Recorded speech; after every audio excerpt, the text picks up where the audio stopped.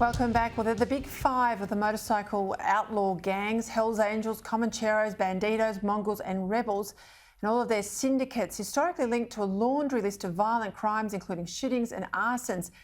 Their home is this thing called a clubhouse. It's the spiritual place where they like to meet and do many other things. Despite being banned in Queensland and South Australia and targeted by police in New South Wales, the clubhouses are alive and kicking here in Victoria, including on the suburban streets of Melbourne. Associate Professor Mark Lauchs is the best expert in the business when it comes to these outlaw motorcycle gangs. He joins me now from Brisbane. OK, Mark, keep it nice and simple for us. It's a real worry. Why are these clubhouses so important to the bikies and their associates? Most motorcycle gang members join because they're looking for brotherhood. They build the brotherhood into social events, riding together and socialising in the clubhouse together. So the clubhouse is the heart of that group of 15 to 25 guys who belong to that particular local chapter of the Outlaw Club. So it's a very, very important place and probably spiritual, as you just said. They do tend to ride in packs. I was driving on the highway yesterday and there would have been about 15 Mongol bike riders in and around my car and other cars. They're quite intimidating. I was glad it was during the day and, not at night. They seem to have a growing presence in Victoria because not just the growth in Victoria, but because other states have in part shut them down and sent them down to Victoria. That's my sense of it. Is that right? That is correct. So criminologists would call it displacement.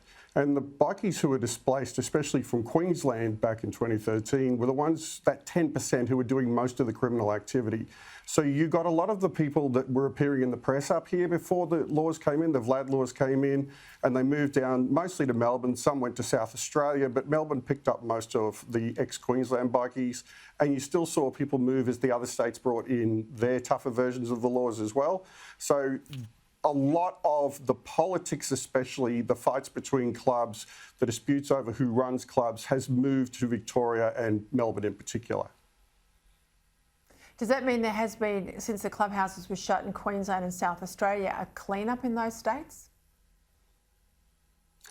They are definitely still in Queensland and still in South Australia, but I do a weekly wrap-up of the media on motorcycle gangs, and the amount of press that they get in Queensland and South Australia, even taking into account the smaller population sizes, is much, much, much smaller than Victoria. So they have a much larger and much more active presence in Victoria than they do in the other states. So what happens in Victoria? How does the government take control of this issue? Well, the government can try and bring in the same laws as the other states have. It's questionable which version of the laws was best, whether it was the VLAD laws or whether it was the anti-association laws.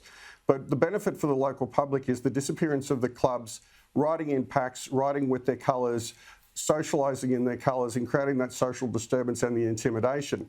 The other thing that goes away if the clubhouses go away is the collateral damage to members of the public when there's violence between clubs and they just happen to be in the wrong place at the wrong time nearby a clubhouse where shootings occur, fire bombings occur, or even near the residences that other clubs mistakenly believe one of their opponents lives at, and innocent people are the subject to a drive-by shooting. But the visual presence of the clubs has disappeared in Queensland especially, and to a lesser extent in the other states, mainly because Queensland was first. Well, you've written the policy there for the Victorian government at the next election if they're brave enough to enact it. Mark Lauchs, thank you for your time.